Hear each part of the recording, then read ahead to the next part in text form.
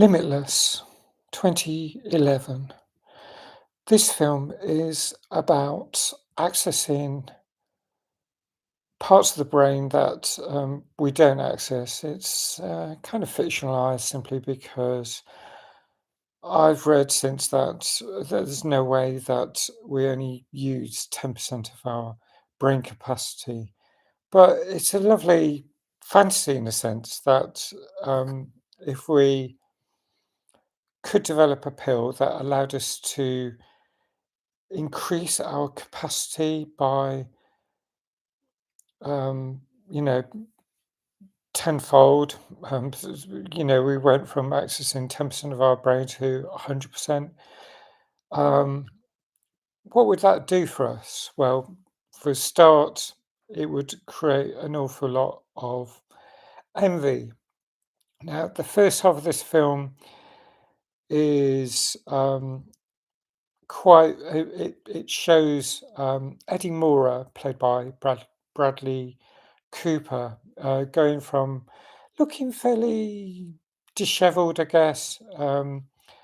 He's walking on the street, and that's him. He's a failing author. We'll call him that because he hasn't written a word of his book. And then his girlfriend, Lindy, played by Abby Cornish, ditches him. It's not working out. Um, but then he runs into a friend, um, Vernon, played by Johnny Whitworth, who an old friend who offers him this pill, and when he tries it, wow! Suddenly he can see compared to being unable to see before. He suddenly everything develops, and it's like he can tidy his flat. He knows exactly what to do. His apartment, because it's New York. He can see clearly, no brain fog, no writer's block. He writes off his novel in a matter of hours, hands it over to the publisher, and demands a rise because she's really impressed by it. So suddenly he's going places. Um, he attracts the attention. He decides to look smart as well. He changes up his appearance, smart suits and everything. He attracts the attention of Carl Van Loon, played by Robert De Niro, who actually mentors him. Um, but he also attracts the attention of people who are less salubrious, who there, there are there's a thug who follows him, wants to take this drug off him.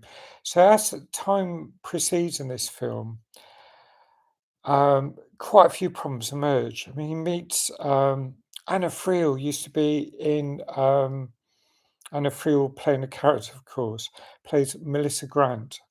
Anna Friel was in Brookside back in the 90s, but she plays someone who is looking worse for wear, and she gives him a warning that this drug can have major detrimental side effects. So there's a lot emerges. There's the threats of violence. I mean, he does win back Lindy, especially since he impresses her, learned languages and stuff like that. But he starts to have blackouts where things cut out in his memory and he doesn't know what has happened at times. It's and there's this drug dependency and everything. He's implicated in the murder. There's misogyny. There's all sorts of background stuff that goes on, and mm, uh, there's Hank Atwood. So he's like an antagonist. So so much going on. I love the camera work. I love the fantasy of the story in some respects, apart from it being very um, male orientated, heteronormative again, all that sort of stuff seems to be at a fore um, in this film. It shows it from Eddie's point of view, of course, so that's why it is like that. But there's um, I don't think I'd give it as high a score now as I probably did when I first saw it, because the chance to look over it, um, cinematography really impressed me. I think I would have scored it 9 out of 10. If I do a second review after seeing it again, I've only seen the trailer now. I think I'd give it um, probably 8 out of 10. And it's still worth watching, but there's quite a lot that's detrimental about it. It feels it has aged a bit, although, of course, how society is now, society's aging a bit as well.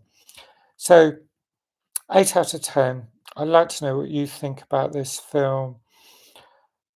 Um, if you've seen it, please leave a comment. Um, thanks for watching. Thanks if you subscribe. Please hit the notification button. And I hope to see you again soon. Bye for now.